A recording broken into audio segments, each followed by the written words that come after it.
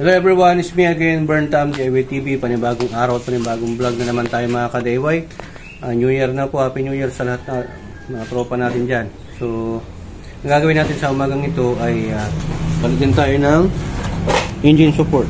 Yan, pang Altis din yan, Jag 2000 to 2007 front engine mounting. Okay, so ito yung itsura ng front engine mounting. Yan yung part number. Yan. Okay, kasi vibrate na. Kailangan natin palit. Ito naman yung sa likod, rear naman yan. Jag din yan, Japan. Diba po, Japan yung ano natin. Ito nyo naman, balot pa lang, oh. Japanese na. Diba? Sa rear naman to, pagka yung nagsiship ka, tuk, mga ganun, lumalagatok. So yan mga ka-DIY, magpapalit na po tayo ng transmission support. So yan, nasa likuran. Ito po yung mga ka-DIY. Pudpud na kasing rubber niya. Kailangan na pong palitan. Check po natin yung ipapalit. Ito po ipapalit natin. Kasul pa.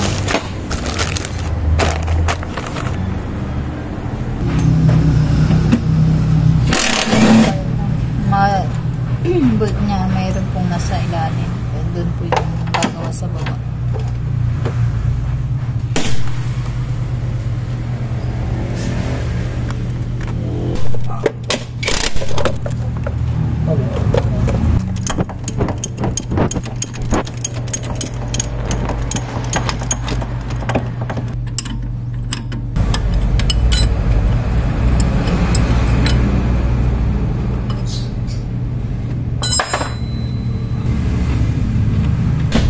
Kailangan pupukkan para lumabas. Kaya i-remove na po nila yan.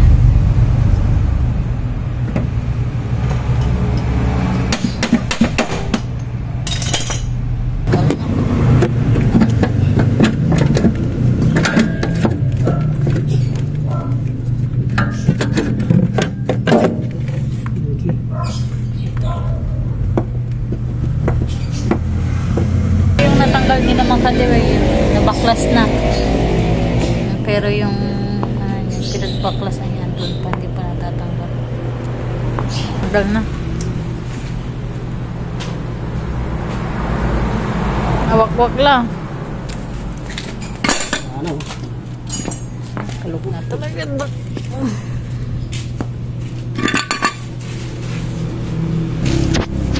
Ito po ipapalit nila mga ka-DIY. Parehas tayo.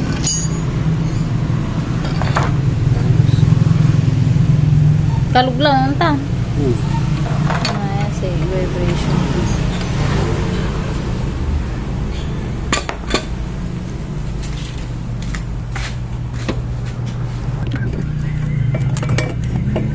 Dugaw lang.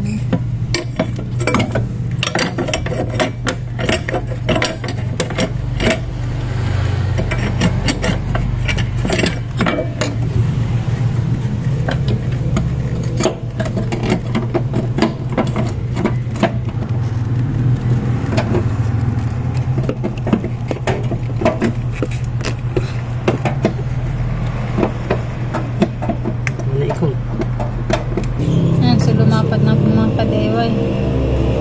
Antutan eh. Yan. Mounting bracket.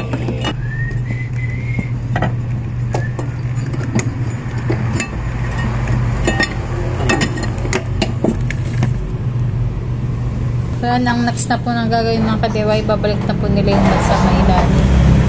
So dalawa po yung nut niya. Ito po yung tsura mga ka-DIY. Tapos naibalik na rin po yung bracket mounting. May kailangan lang po na itornilyo. Ayan, binabaklas na rin itong isang front engine mounting, engine support.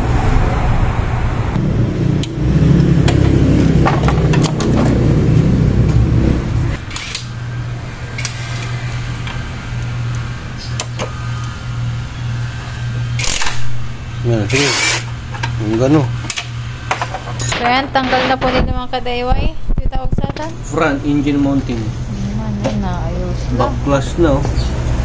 Ganyan yung itsura niya mga kadiway. Natanggal na sa mismong bakal. Bulaklak.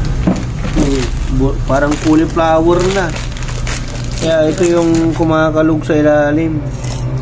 Ito yung nabili ko. Jug. Yan. Parehas rin, ah. Ayos. Grabe. Kaya pala nanginginig yung makina. Nagyugiw.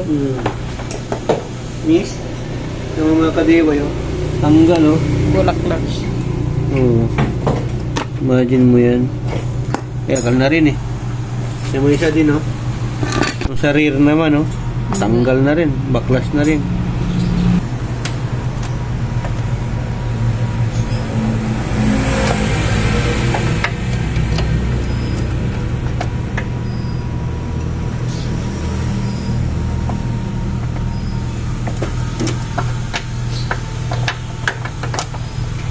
Ilan yung tornilyo dyan, Boss Roy? Dalawa na? Dalawa sa baba na tornilyo, tapos isa sa taas. Hindi na. Yung bolt.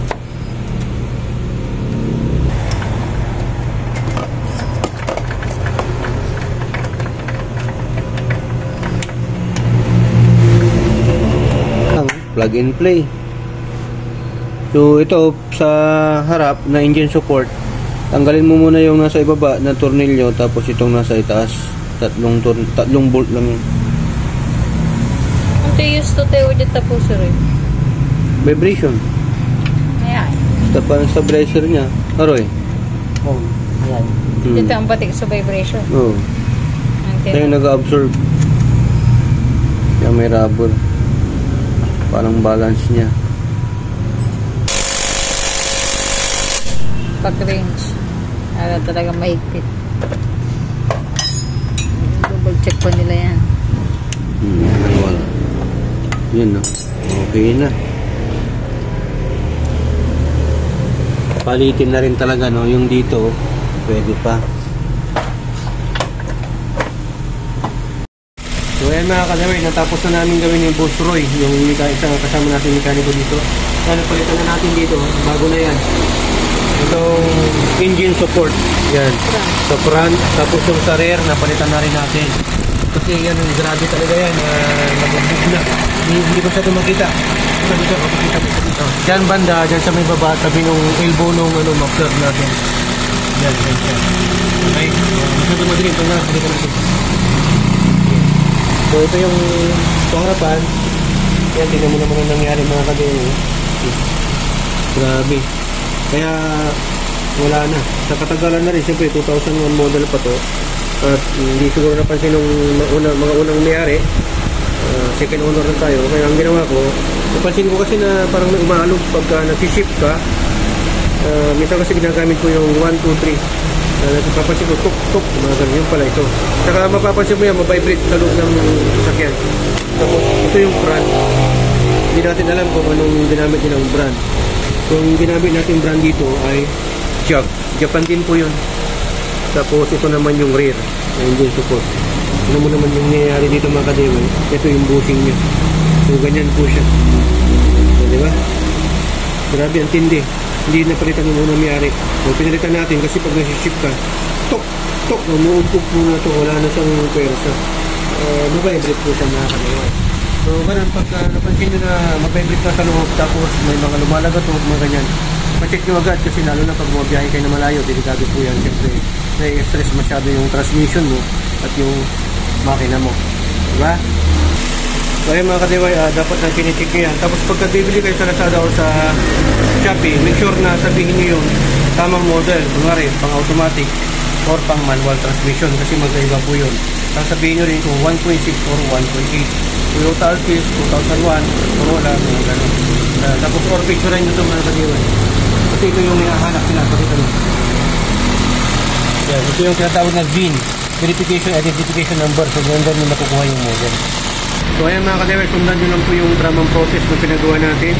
Kailangan mong dyan, i-jack mo yan yung doon. I-jack mo para hindi mahulog yung makina. Tapos tanggalin mo yung dalawang tornilyo sa may silong po yan. Sa silong pa talaga, iangat mo yan mga kadiway para dun po yung part na yun, yung engine support sa may rear. Yan po yung pinakamahirap. Yung dito sa harapan, ito lang yung tatanggalin mo. Yung dalawa sa ganun, tapos dalawa dyan. So hindi ko na ipasok ng kamay ko kasi baka inikot yung pan. Ito lang tayo. Ingat na po kayo sa pag-DIY. Dahil SPT, dalawa lang pong meaning ng DIY. Do it yourself at destroy it yourself. Kasi SPT, natuto ko na, nakatipid ka pa. Dahil SPT, sharing is Sharing. yes. So yan mga ka-DIY, yung link pala kung saan ko nabili ng store, lalagay ko na lang po sa description below. Yung brand po na ginamit natin ay Jump. Meron po yung iba Ashimori, meron yung iba Nico, mga Japan po yan. Pwede naman po yung mga US, depende na po sa kung anong gusto ng mekaniko ninyo at yung gusto niyo mismo. Meron mga mas mura, pero mga 1 taon, 2 taon, sira na. Mga din, medyo may kamahalan para mas tumagal po yung buhay, mga 3 years, 5 years. Okay, yung isa nito, nabili natin ng mga 1.8, 2,000, kaya yung isa, medyo may kamahalan po kasi itong mga diwan, pang rear, medyo malaki. So, huwag kayong, disclaim lang po pag mamaya sabihin nila, pwede namang ipagawa na natin sa mga gumagawa ng mga bushing. Pwede naman po yun, kaya lang masyadong matigas. Diba? Vibration. Matagal po siyang masira kasi yung ginagamit nila din yung gulong ng bulldozer. O yung, diba, yung bulldozer, masyado makapal. Kaya lang masyadong matigas. So, hindi niya ina-absorb yung vibration ng makina. Maganda yung talagang ginawa kung saan para sa sasakyan talaga pang kotse. Okay? Ayan, ingat po kayo at maraming salamat. Tugad-tugad na glory and burn down sa inyo.